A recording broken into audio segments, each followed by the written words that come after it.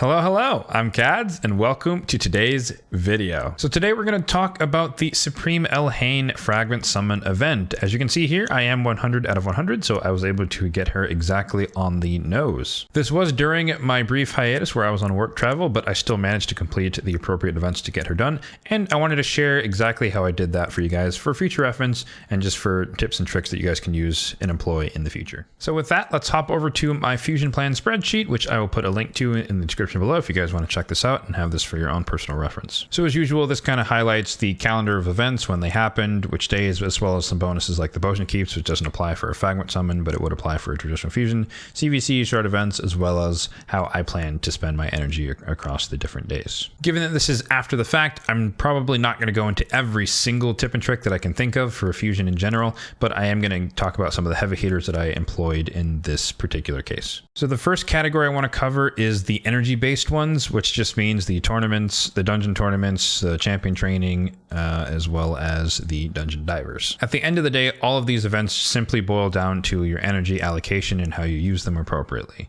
And so you want to make sure that you do have enough energy via any of the possible sources, so you can have some saved up from events and tournaments like these nodes here in the Summon Rush. You can have them from tournaments equivalent. I think the Classic Arena tournament one has an example. Have a couple energy nodes here that you can save during fusions or prior to fusion, because they do last for 6 days when they go into your inbox. You also have access to gems, which of course is a 40 or full refill for 40 gems, so that's always something you want to use for energy. I think that's the best return on investment for gems, as well as having energy refills saved up from the every other day free login reward. As most of you know by now, I do have what I like to call a gem floor, meaning that I like to keep my gems above 4,000 at all times, except in the case of emergencies. That's why I have the reserve of 4,000, but anything above that I'm free to use as needed for any event or tournament or anything. So that's especially helpful when you get certain time frames. If we hop back to the plan, where you have an overlap of certain events. So like here we had an overlap of Spider and Champion Training, and so I don't recall exactly, but I probably dipped into some of my energy refills or energy stores in that regard, or gems, to be able to do both at the same time. The next category is Artifact Enhancement. So as you can see here, we have our approximate value cost of 25 million, and that's for a 4775, which is relatively expensive. I mean, that's the higher number they've been using lately, but it is relatively expensive for a 3-day long Artifact Enhancement. This used to be around, I think, 3,300, and so unfortunately it's gone up, and it seems to be the trend. So at least going forward, I'm going to expect it to be at this value, but hopefully they bring it back down or something in the future. But anyways, 25 million silver is an approximation of how much it might cost you to complete the entire event over the course of the 3 days, and in parentheses I have what it actually costed me in particular.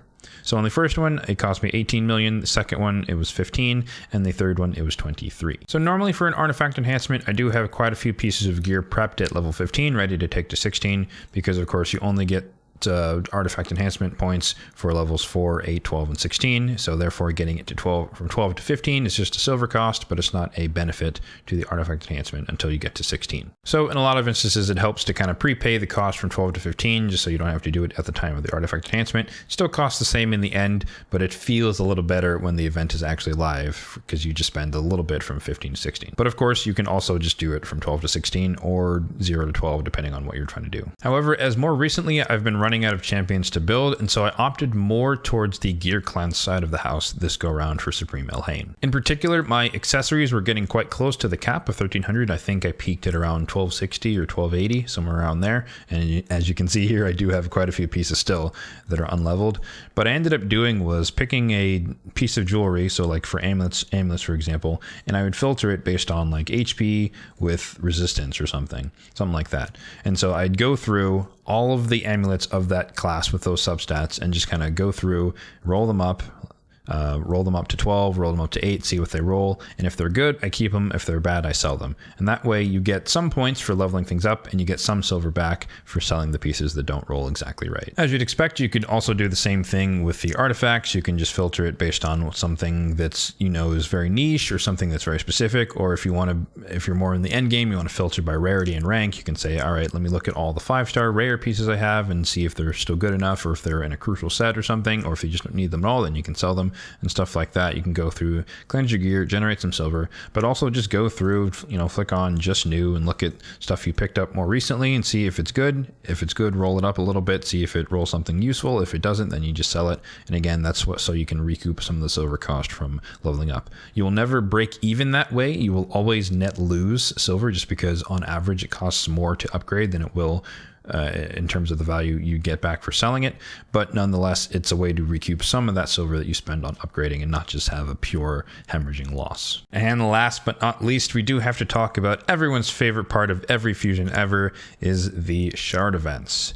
Now, in this case, we did have the special 222X going on at the start of the fusion, and I didn't really know exactly what to approximate since you could pull any type of shards on any different day. This was where we were supposed to have just purely 2x sacreds, and even then I was a little more hesitant to pull it all. But or in addition to that, they did also change the format a little bit, or at least the allocation of points, where the champ training, I think the champ training tournament or the champ training event had less than usual. And so there were 5 less fragments up for grabs in general. And that kind of ruined the normal approach of maximizing the champ chase and minimizing the summon rush. Since that's usually the tactic that I employ, like I kind of had to change my approach this go around. And so as you can see here, the champ chase only cost me around 10 ancients because instead of maximizing the champ chase and minimizing the summon rush, I flipped it around because there was 15 points up for grabs in the summon rush and I think only 10 up for grabs in the champ chase. And so I went for the 15 here and then I got the 5 from the champ chase, and that gave me the 20 total you needed from both. Now the summon rush portion is pretty straightforward. I maxed it out, so I went for the 4 to 300 milestone, which was 8 sacreds and 300 mystery shards, because you get 1 point per mystery shards. Don't forget about those. They can definitely close gaps when you're short on, or you just want to save some shards. Obviously, it takes quite a bit of time to open, hundreds of mystery shards, but it can be worth it because it can equate to multiple sacreds in the end. The champ chase portion is where things get interesting because, as you might suspect, I did not only pull 10 ancients just to get 1400. That would be an extremely lucky 10 pull. But what I did do was I made a couple of the fusions here that are farmable / collectible. And so I ended up fusing 2 Broadmaws and 1 Relic Keeper. And I think I do still have them in the form of chickens. Let me check that here. Yeah, so here, we have 2 Broadmaws and 1 Relic Keeper. So each Broadmaw is an epic, a void epic, and so in a champion chase, that's 350 points per, so that was 700 points worth of value. And then the Relic Keeper here was 250 for a normal epic, so basically that was 2 sacreds worth of points. And then I originally intended to do the rest with mystery shards, but as I mentioned earlier, I was on work travel, so I was fairly busy. And so to save time is the only reason I pulled 10 ancients instead of 300, 400, 500 mystery shards. I just didn't have the time to do so.